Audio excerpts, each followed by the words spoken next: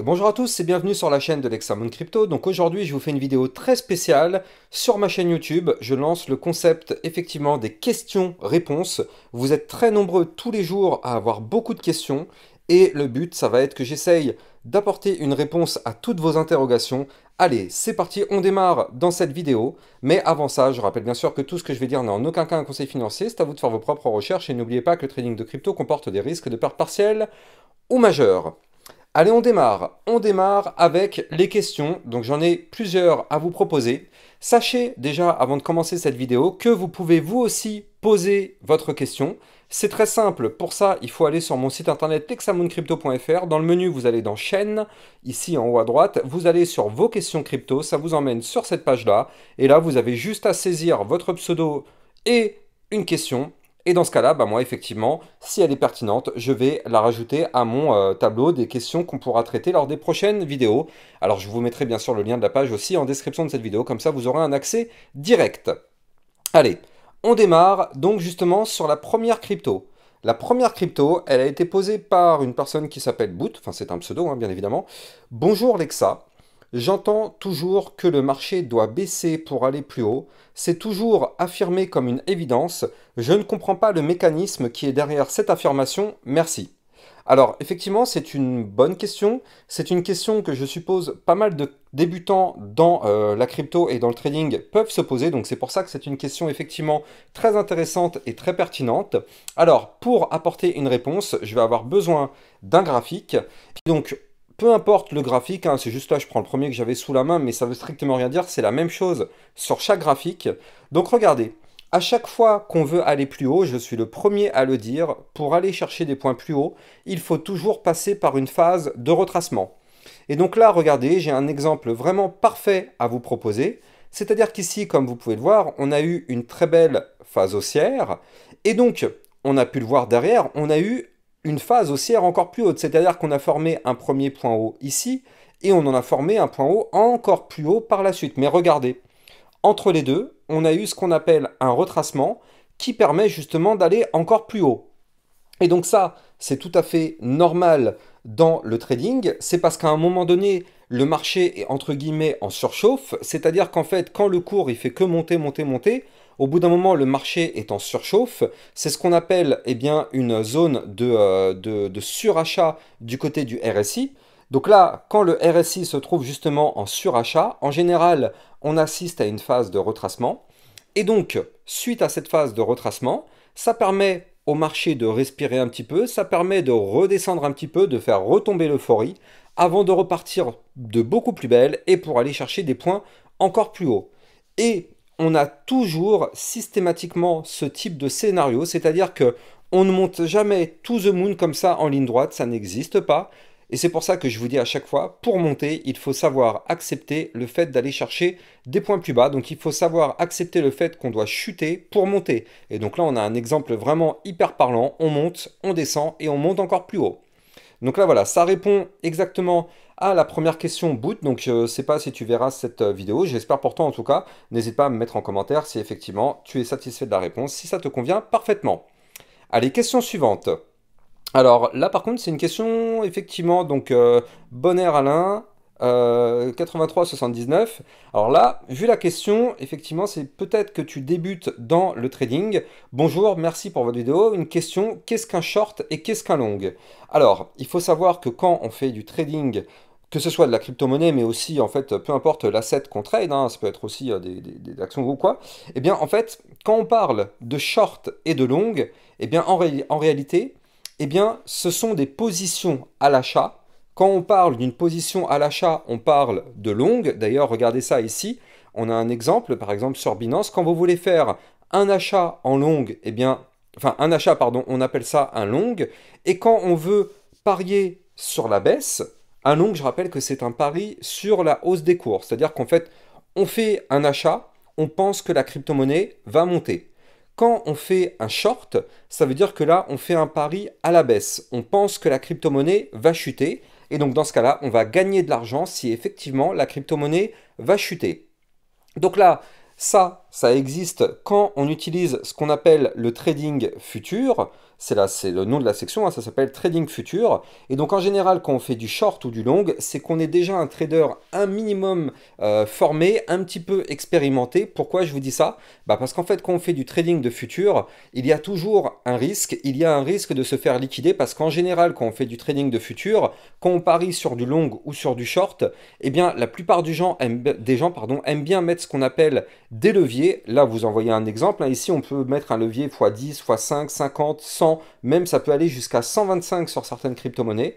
Et plus l'effet de levier sera important, bien évidemment, plus le risque sera énorme. C'est-à-dire que là, si on met un levier x100, eh bien, il suffit que la crypto-monnaie fasse un écart de 1%.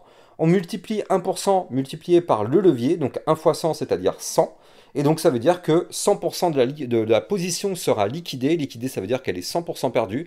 La position sera liquidée si on met un levier x 100. Donc vous l'avez compris, plus le levier est important, plus le danger existe. Maintenant, vous le savez, plus le levier est important, plus effectivement le gain sera important. Mais je pense personnellement que quand on trade en futur, moi en tout cas c'est ce que je fais des leviers x2, x3, x5, x10 grand maximum sur certaines altcoins, mais ça va rarement plus haut que ça parce que derrière le risque est énorme, encore plus quand on débute. Donc bien sûr, ce n'est pas du tout recommandé pour les débutants. Mais en tout cas, il faut bien sûr comprendre que un long, c'est un achat en pariant sur la hausse des cours et un short, c'est c'est une prise de position en pariant sur la baisse des cours. Voilà, donc ce qui est intéressant, c'est que justement, ça permet d'avoir un petit peu des questions-réponses par rapport à tous les niveaux. Là, effectivement, ce sont des questions par rapport à peut-être des personnes qui débutent, mais on va voir qu'il y a des questions aussi pour des personnes qui sont là depuis un peu plus longtemps. Et justement, la question suivante, c'est une question intéressante parce que ça parle de fiscalité.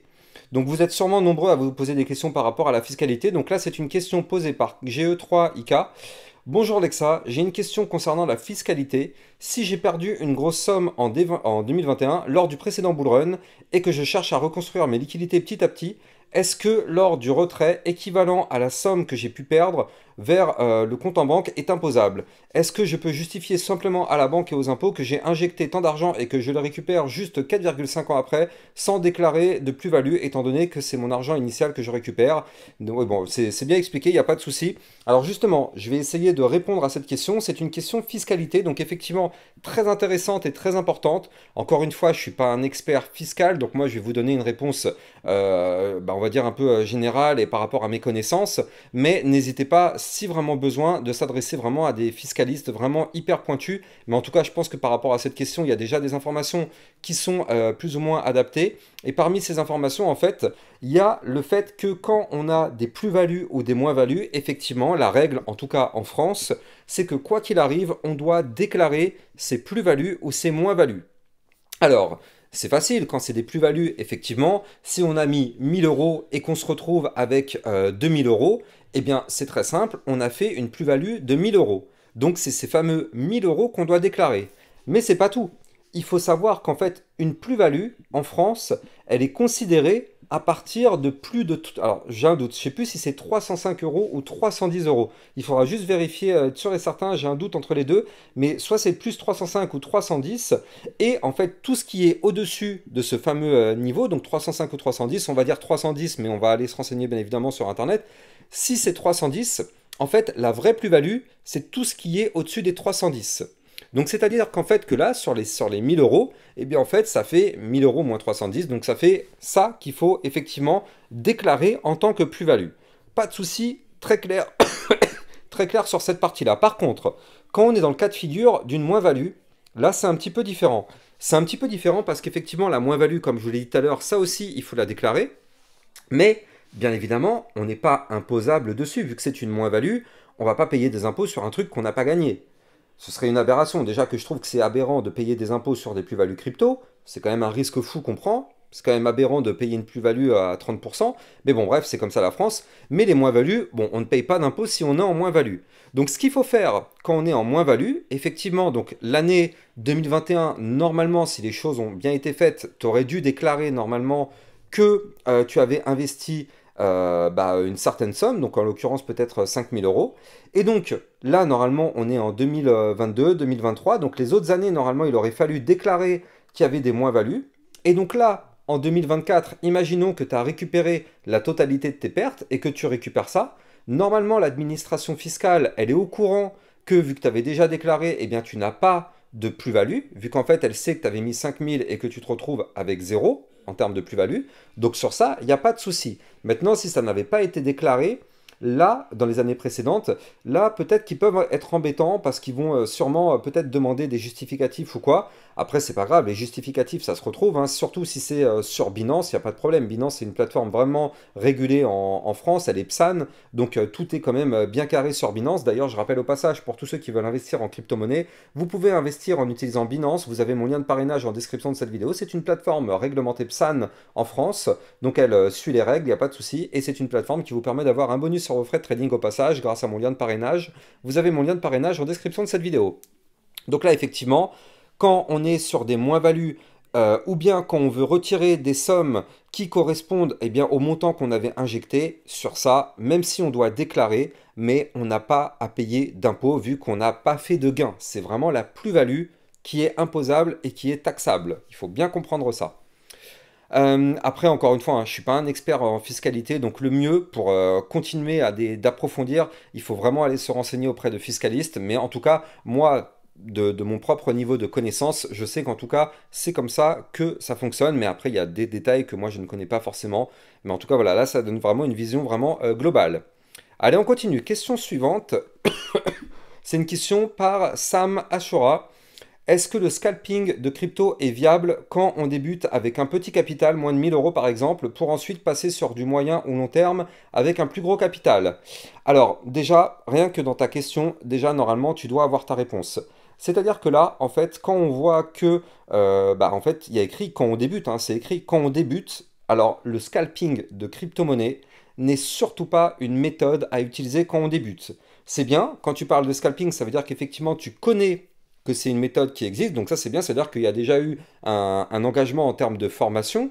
Je ne connais pas ton niveau d'expérience ou quoi, mais au moins, ça veut dire que tu connais la méthode, donc il y a eu déjà un peu de formation. Mais il faut bien comprendre que le scalping, eh bien, n'est pas recommandé pour les débutants. C'est une méthode de trading qui demande un certain niveau de compétence et qui est dangereux.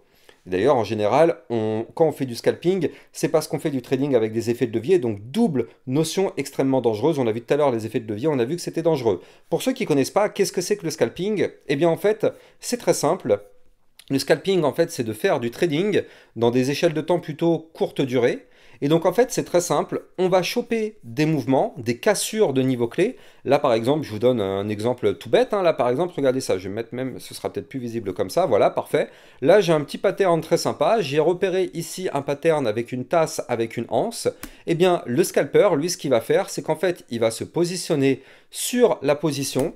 Il va prendre une partie du profit. Donc, en fait, il va pas forcément attendre en mode hold plusieurs semaines, plusieurs mois. Non, non, le scalper, lui, il va rester pas très longtemps sur sa position, il va prendre une poussée et il va se casser. En gros, c'est ça qu'on appelle du scalping, c'est que justement, prenons l'image, hein, un scalp, on coupe en fait, c'est ça, c'est qu'on coupe.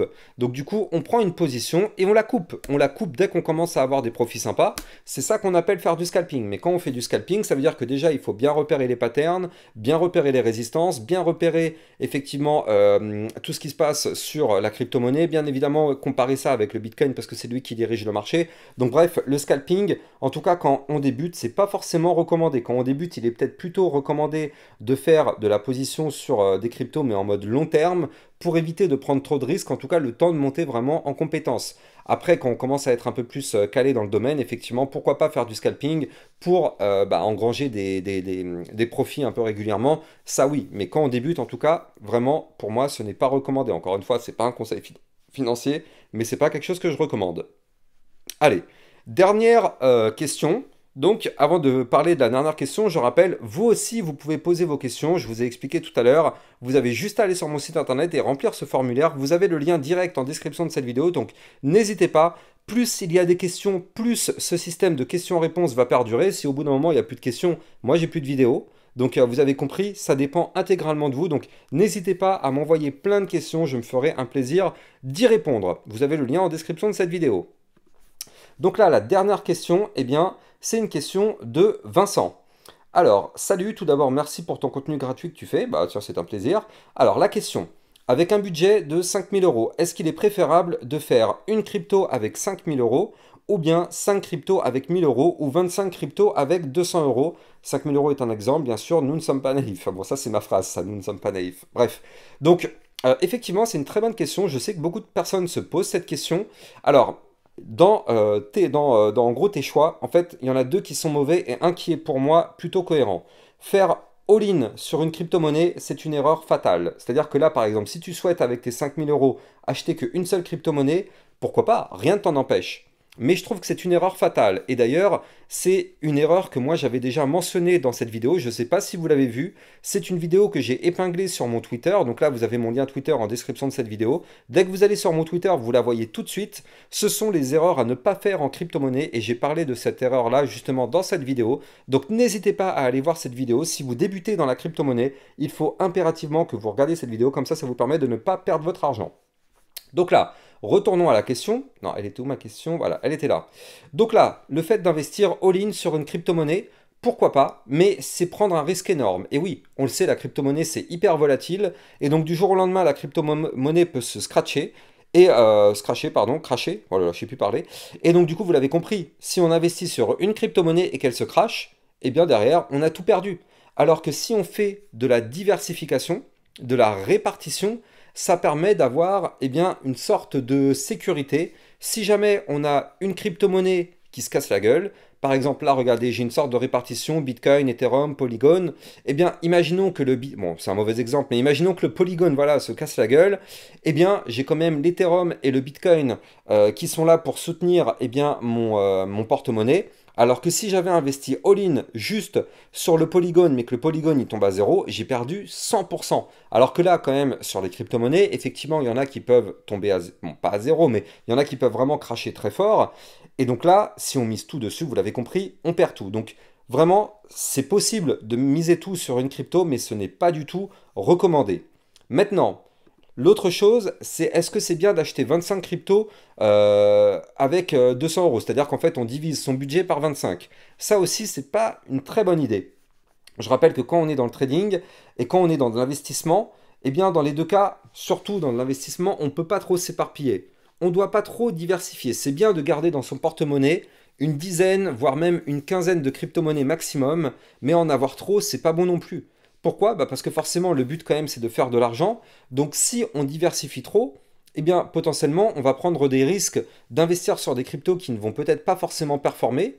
Donc c'est pour ça qu'il faut toujours bien rechercher les crypto-monnaies, bien se former, bien aller regarder les fondamentaux par rapport à toutes ces crypto-monnaies pour être sûr qu'on investit sur des cryptos intéressantes. Pour ça, il existe eh bien, des méthodes. C'est pareil, je vous en ai aussi parlé dans cette vidéo. Donc n'hésitez pas d'aller regarder cette vidéo pour justement connaître comment vous former sur ce que fait la crypto-monnaie, à quoi elle sert. Mais en tout cas, c'est pas forcément une très bonne idée d'investir sur trop de crypto. Donc je pense qu'un bon wallet, pour moi, est un wallet entre une dizaine et une quinzaine de crypto-monnaies.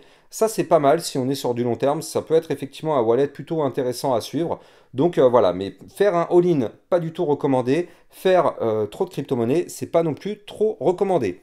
Voilà, je pense qu'on a fait le point par rapport à cette première session de questions-réponses. Encore une fois, si vous aussi vous avez des questions, surtout n'hésitez pas d'aller me mettre vos questions-réponses. Et surtout, n'oubliez pas de liker, de commenter au maximum ma vidéo. Partagez-la, je rappelle que c'est pour vous que je vous fais cette vidéo.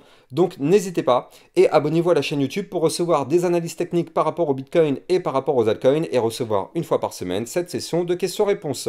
J'ai plus qu'à vous souhaiter une très bonne journée. Je vous dis à plus tard. Ciao, ciao.